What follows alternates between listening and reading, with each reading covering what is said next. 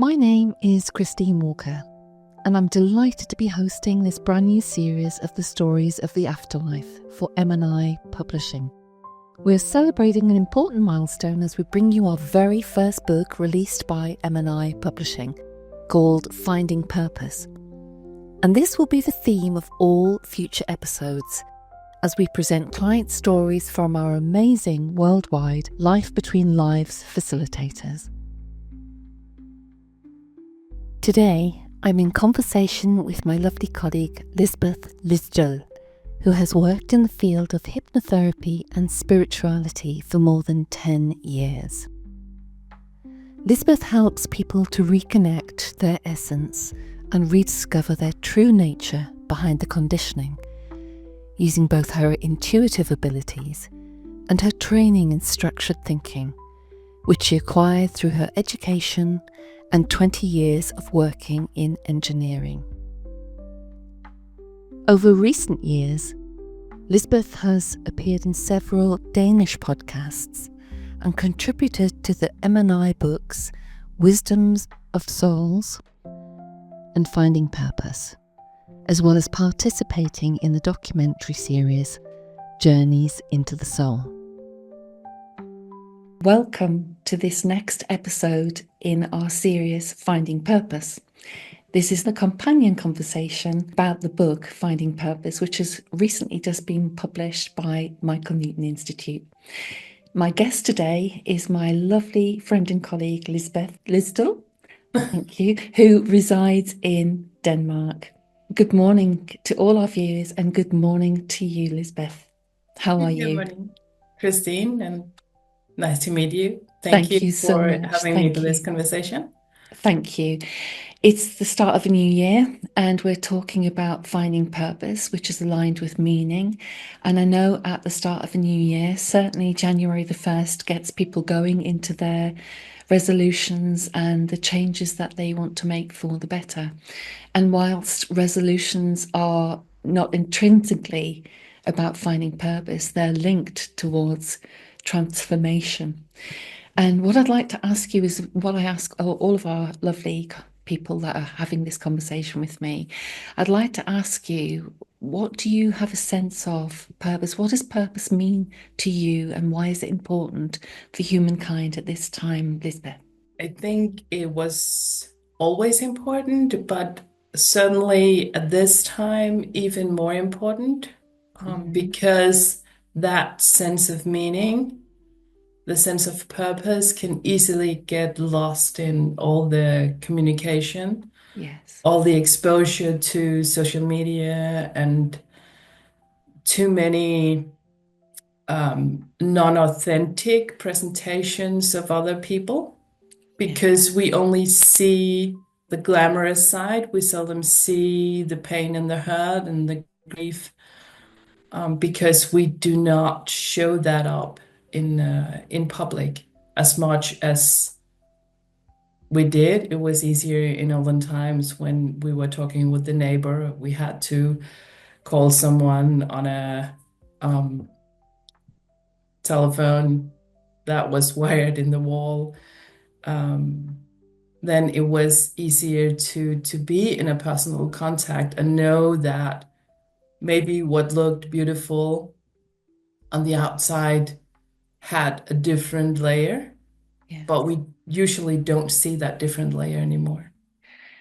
I completely agree with you because I think on social media, unless someone is talking and going live, you often see just posts or pictures with words and they speak a million sentences. They really, really do. But then you'll have a train of what's happening and you'll have people that can be perceptively positive and negative, and it can just wound and that hurt that person even more. You were right what you said about, your neighbor and the wired connection with the telephone.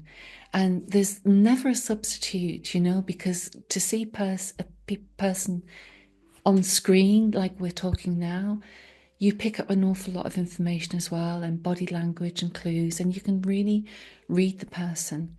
But I think, just to see the pictures and the memes and things that are put out there, and there's such a tone to them, and it's quite soul destroying at times, I think, for people. I think purpose is intrinsically, linked to a sense of meaning in your life. And I mentioned when I was speaking to Sanella recently that it's not just linked to your work.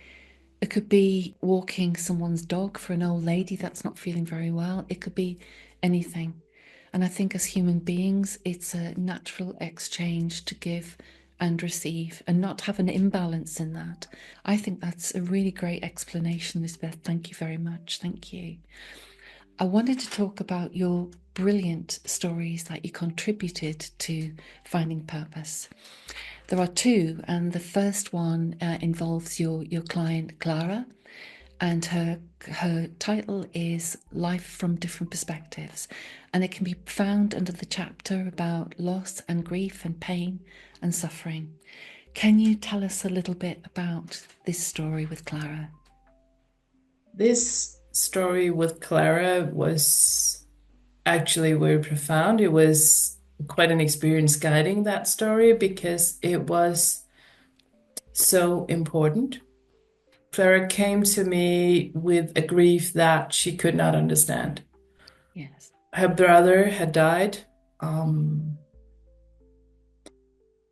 what she was thinking was a long time ago at the time she came for the session, but somehow she was not able to go on with her life. She was kind of stuck in him not being there in the physical anymore. Yes. Even though she had a sense of what's happening after death and actually had that spiritual view of life and death and what happens. And when we went into the session and she met him again, she felt this very deep connection. Mm. And what was interesting was that it turned out that she was experiencing, as a soul, life from two different perspectives. She had chosen to grow up in the same family as both male and female, Mm. which was interesting. And the way this happens is so intriguing because she actually has a twin brother, but this was her older brother. It was not the twin. So something else was in play there that we probably wouldn't expect. Was if we were thinking about how the soul chooses this, the most obvious choice for this would be to be the twin pair, Yes. but that was not the case, which Yeah. was surprising. It was very surprising, actually. And when you, as her facilitator, questioned her, what percentage of soul energy did you bring into creating Clara? And she said 40%, and her brother Peter, he too was 40%, Mhm. and the same soul. And I don't know if our viewers, maybe they do, maybe they don't know that, the soul can have multiple incarnations, all as a point of reference just to experience and learn and grow and evolve. So you can be in many different places at the same time. It's amazing. It is. That was an amazing session that you had with her. Did you have any feedback from Clara about how the life between life session had affected her, or what she benefited from, or how it may have changed her life for her? Oh, I did. Mm-hmm. Actually, she got back to me a few times Mm-hmm. because this was really a profound understanding for her. And she had the ability to get over that grief because she had that sense of wholeness again because she wasn't split into the two anymore. Yes. She had felt that deep connection to him when he was alive. And now that he was gone, she sort of missed that. But understanding that she was still able to access her own soul, that turned it around for her. And Absolutely. actually, she's writing to me once in a while that she's rereading the story and remembering Mm. um, that specific information, and still listening to the recording or just reading the story as it is in Finding Purpose, she finds deep comfort in that and in the way her life has unfolded. I think, when we reread and we re-listen to the recording of our session, to hear your own voice and that of the facilitator, it not triggers, but it activates more information that can lead to more downloads that can, influence everyday life. And, you're never disconnected from that soul. It's amazing, it is.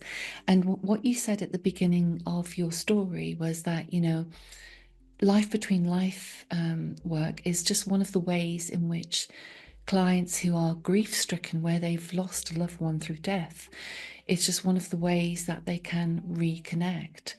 And I don't think, it's not, when you think about grief counseling or grief therapy, or for me, I do grief coaching, it's not normally a mainstream thing that people would come for to reconnect, but it makes sense that you're grieving on such a deep level. That person that has died, that you have lost, has gone, the physical presence has gone, and the pain, the physical pain that you feel from that, it's nice to reconnect through these methods. Do you have many clients that would seek out LBL because of loss?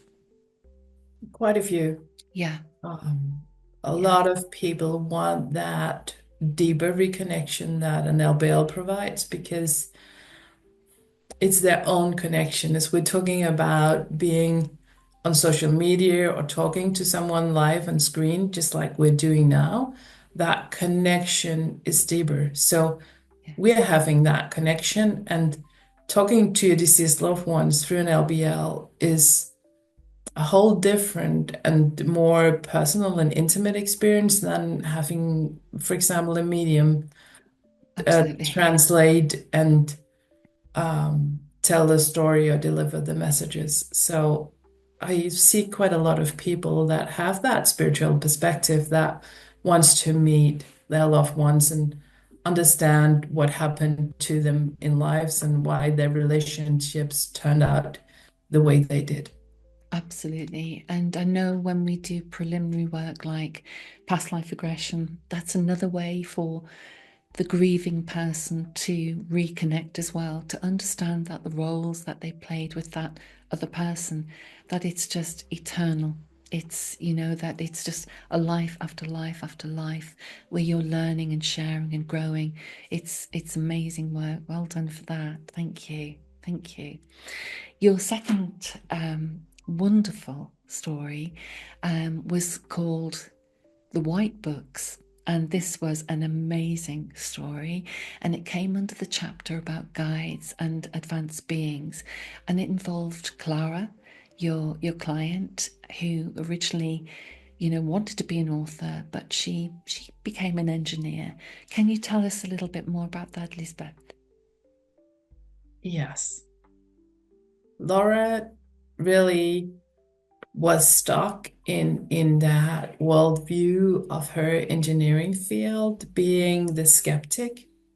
And she actually had quite a few issues working into her spiritual side and trusting the intuitive and quite deep guidance she actually got when she was training in this and beginning to see clients.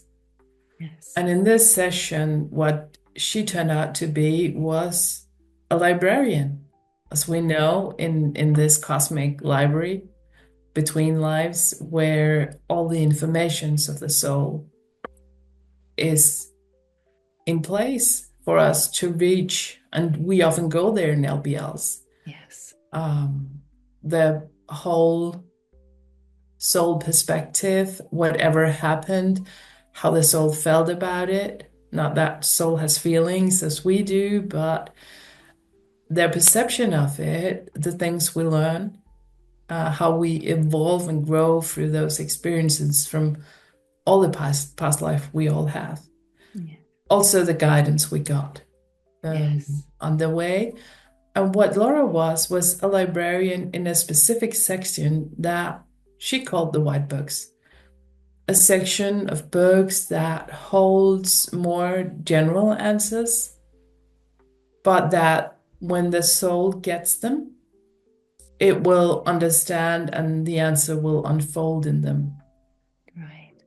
because they will know the exact specifics that are in those answers, I and that will see. guide them to a deeper connection to self, I will say. Um, so only the soul is able to get to their very specific own books.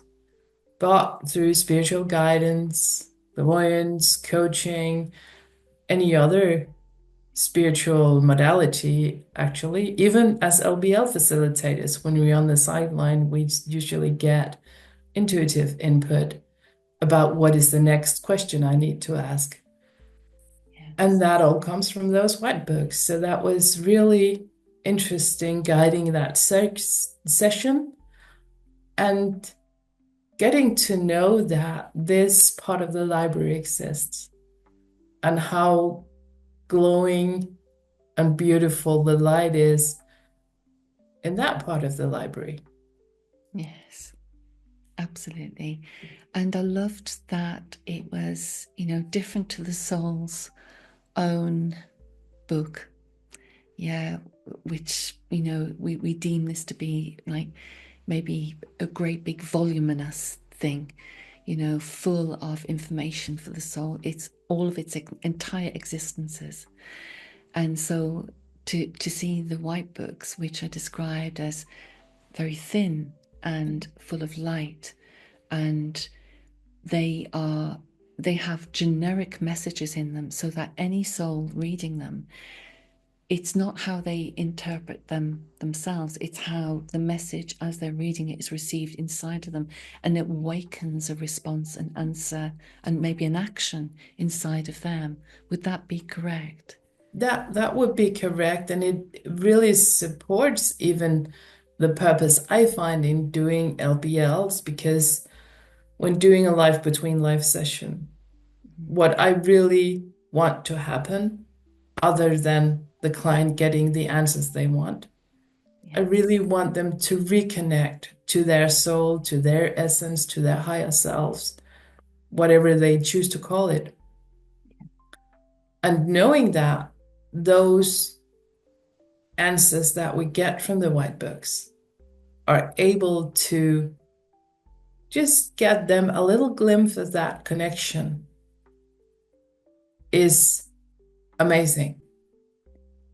It's I Because think as well, the white books, the energy and the knowledge, the wisdom that is stored in them, it's it's almost akin to visiting the council, but for the soul to have their own experience, reading and absorbing and immersing themselves in that message. That's that's a really personal thing as well, isn't it?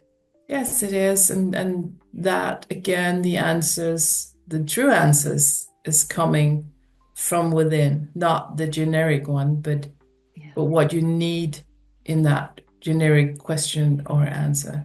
Yeah, wonderful. Really wonderful. I wanted to ask you as well, Lisbeth, what was your own journey to becoming an LBL facilitator practitioner? Yeah, that's a long story. Go on. But I will make it as short as I can. Mhm. I was actually, like Laura, an engineer. Right. And I was working in that field. And at some point, as a project manager, I realized that what I did to succeed in my project was in my ability to help people change and accept change. Mhm. And at some point, I decided I need to learn more about that. So I went into coaching, psychotherapy, hypnotherapy. And that's when I came across Michael Newton's work. Right. And that set off the journey into that. First, going for my own life between life sessions, understanding my soul purpose, what I came here to do, and who I actually am from that perspective. And then after that session, deciding as a hypnotherapist, this is what I have to do. Yes.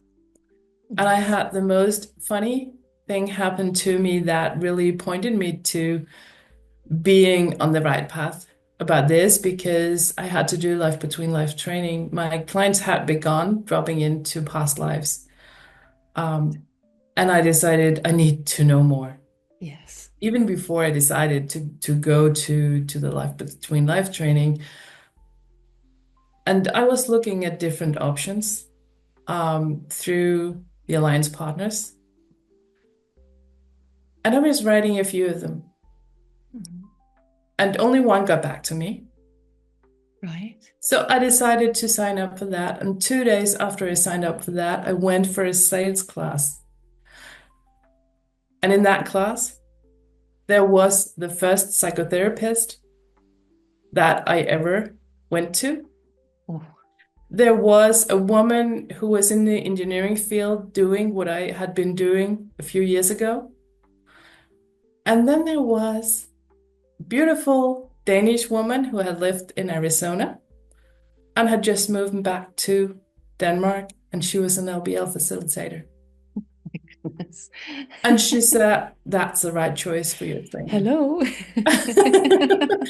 And that was just how we, when we look for it and we look back in it, somehow really are confirmed from the soul level that this is the right path. We're doing what we're supposed to do. Absolutely. Absolutely. It's synchronicity at its best. It is. And you may ignore the signs once or twice, but there'll be a bit shout, won't they? You've got Yeah, to and do that this. was actually a shout because it was past, present, and future in the same room. Oh my goodness, that's amazing, isn't it? Amazing. Gosh. So you did your training in Denmark? No, I actually signed up for a training in the US. Right. That was canceled, so I ended up doing it in Germany. Right. I see. Oh my Um, goodness. Yeah. yeah. And our work is evolving all the time now. And you know, I don't know about you, but do you have anything coming in themes? I seem to attract clients that will come for maybe I have three lots of clients that will come because there's a theme. One times it might be parallel lives, the other it could be grief, loss, death. It could be. Do you have any themes that repeat for you at all, Lisbeth? They often come in themes at times, and this theme varies depending on what is going on. And I think I see a tendency that it's themes that are evolving in the global energy that needs a lift. Yes. Um, Yes. to gain more clarity. Yes. And often those people who seek me are sort of aligned with my energy and my field of training. What I usually get is a lot of out of this world souls that um, I don't think I really know what to name them anymore. If you read Michael's book, he would call them travelers or hybrids. Yeah. But I think they're just souls that has a lot of experience um, from other places, Yes. other dimensions, other planets in the universe.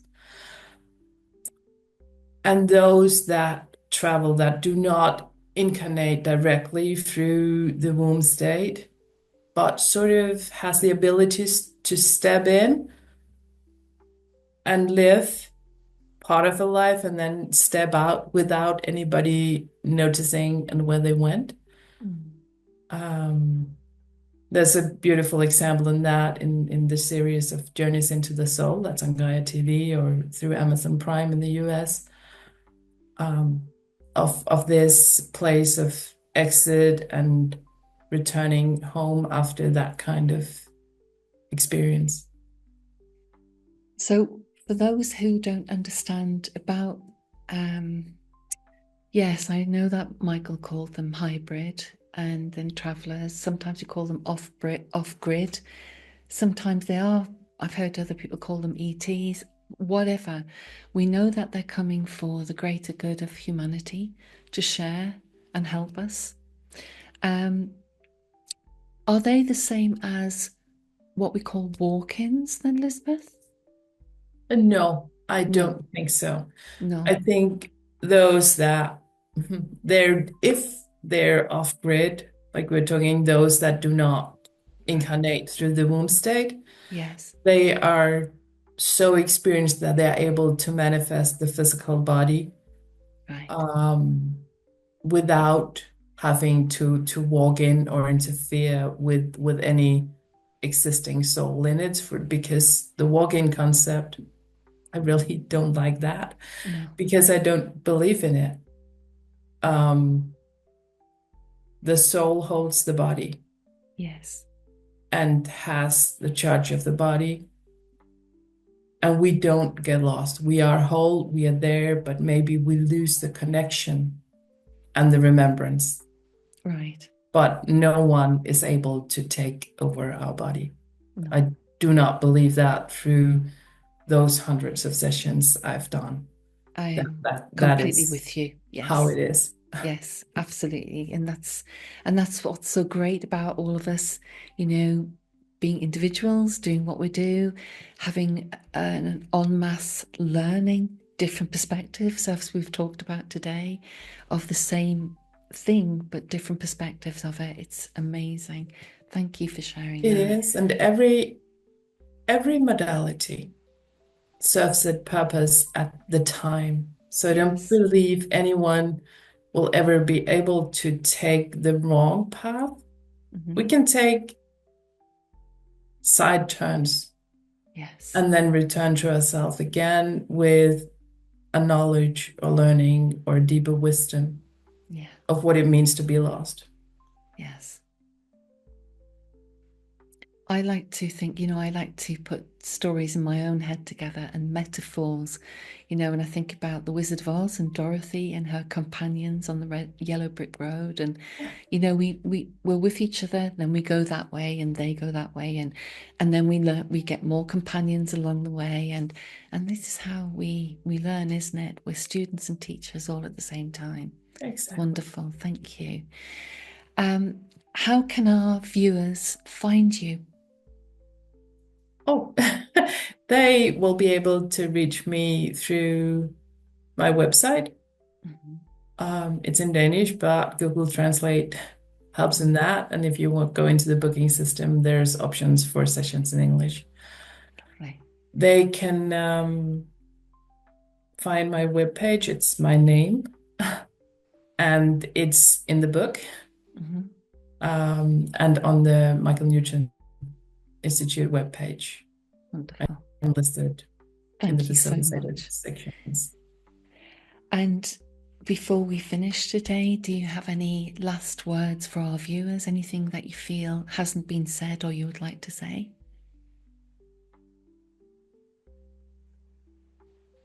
That might be if you feel drawn to doing an LBL session, Mhm. then just go ahead with it. Um, it's a pull when it's the right time. Absolutely. Yes, absolutely.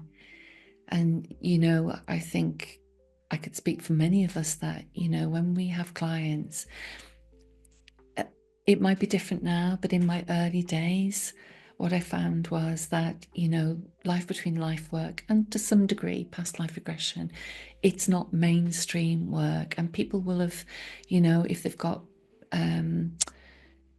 emotional or mental health problems, they might have seen a counsellor, psychotherapist, CBT. They might have sought out that kind of work. And similarly, if it's physical, like they might have, seen a chiropractor or physio or something like that, whatever they need, or massage. It's there's something that goes on in a person that they require more, that really what they're having from traditional therapies is not cutting it. It's not resolving things for them. And it's a feeling that comes up for them. But that could be way down the line. And we're talking about your first story about grief and loss and pain and suffering. And I find that in my own work, I do my spiritual hypnotherapy, but I also do normal hypnotherapy for any kind of change or transformation. And I remember last year I was walking in the woods near my house with my dog, and my mum, who died 3 years ago when we moved up to the north of England, I looked after her for 5 months before she died. And I was born into a spiritualist family where I used to see spirit like I'm seeing you now. My nana, she was the chairperson of the spiritualist church, and it was wonderful. She was like having a guide on tap. She was just there. She was amazing. So I don't see spirit like I see you now, but I get feelings and sensations, and I have things put into my mind that I know that are not mine. And when I was walking my dog last year in the woods around March time, I could feel and sense my mum saying that I had to do something more with my work with women in coaching. It was very generic. It wasn't specialized in any kind of way. My mum gave me the idea to work with midlife women who have gone through any conceivable type of loss, not just death, but divorce, empty nest syndrome, maybe a health diagnosis. It could be anything. And it got me thinking, and she gave me the words for it as well, to help midlife women repurpose their life after loss and grief to growth. And there is such a need for grief work, and to see us using LBL and our other modalities that go hand in hand with that for a greater purpose to help people who are grief stricken. And I know off record we talked a bit about grief earlier on, Lisbeth, and you mentioned your own experience with grief. Could you say a tiny bit more about that, Oh, please? yes, and thank you for sharing your beautiful story. Thank you. And yes, I do. I lost my father to ALS when I was 24. Oh, that's So young. that was also a long period of knowing there was nothing to do. Yes. Um, and this year, December this year, actually, he died on Michael's birthday, Oh, December 9th. And this year, 27 years, is that? No, that's about it. 27 years ago, was the first one where that was not the first thought in my mind. right.